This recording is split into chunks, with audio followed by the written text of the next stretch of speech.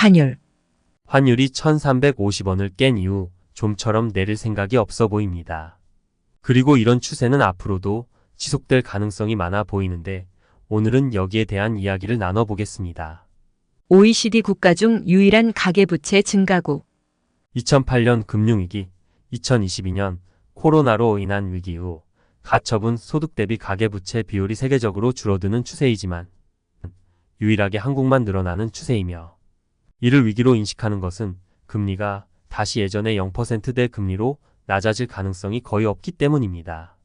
이 표는 가처분 소득 대비 가계부채 비율인데 일본은 워낙 낮았고 아일랜드와 미국의 가계부채가 눈에 띄게 줄어드는 모습입니다.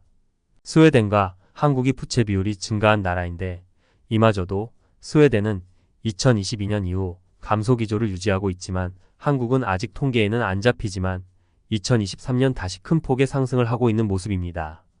가계부채는 금융당국이 정책을 어떻게 펴느냐에 따라 급등락을 할 수 있다는 점을 고려하면 지난 정부나 이번 정부 모두 기회만 있으면 가계부채를 부풀리는 방만한 자세로 시장에 임하고 있는 것을 알 수 있습니다.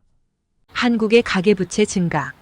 이 표는 2023년 12월 통계인데 주요 선진국들의 GDP 대비 부채가 미국, 프랑스, 영국은 10% 이상이 감소하는 데 비해 우리만 4%가 늘어나면서 부채는 6천조 원을 돌파했습니다.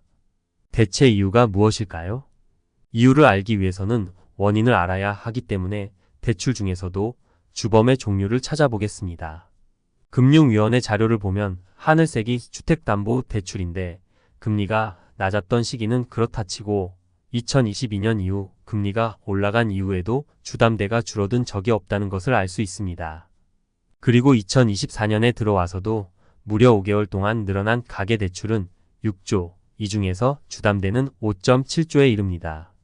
누군가는 이것을 보고 우리 한국도 드디어 천조국의 반열에 들어갔다는 농담도 하더군요. 경제 규모가 확장되면 부채는 늘어날 수 있지만 다들 아는 것처럼 최근의 경제는 그닥 좋지 못한 상황입니다. 대체 왜 이런 일들이 벌어지고 있는 것이며 최근 집값은 왜 상승하고 환율은 왜 내려올 생각을 안 하는 것일까요? 대출에 대한 정부의 정책. 가계대출은 무엇보다도 정부의 정책에 의해 좌우됩니다. 가계대출 동향이 심상치 않아 보이자 정부는 6월에 모니터링하고 안정적으로 관리해 나갈 계획이라는 보도 자료를 내놓습니다.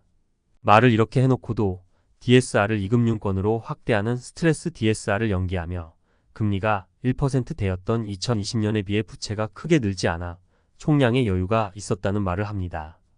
사실 정부나 금융위가 부채를 쪼이지 못하는 가장 큰 이유는 서민 특히 자영업자들이 한계에 내몰리는 상황.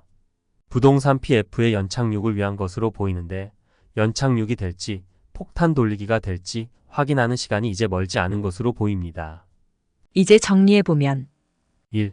한국이 OECD 가계부채 증가 1등을 먹은 이유는 기준금리를 덜 올린 이유도 있지만 집값이 조금이라도 하락할라 치면 여지없이 빚내서 집 사는 정책을 내놨기 때문이고 2. 이로 인해 스트레스 DSR 절판 마케팅을 하는 금융권과 정부 당국이 돈줄을 쥘 생각이 없다는 것을 눈치챈 개인 그리고 이에 걸맞는 화끈한 서포트를 하고 있는 언론의 결과라고 할 수 있습니다. 3. 최근 트럼프의 대선 당선 확률이 높아지면서 국채금리가 다시 오르고 있고 우리의 가계부채 증가폭이 커지면서 금리를 올리지 못하는 상황이 되자 이로 인해 원화의 가치가 하락하고 이 기조는 더 유지될 가능성이 커 보입니다. 올 하반기에 환율이 다시 한번 튀어오를 가능성까지도 보이는 것이 최근의 상황입니다. 오늘은 부채와 부동산 그리고 환율에 대한 얘기까지 해봤는데 다음 편에 또 재미있는 얘기로 찾아뵙겠습니다.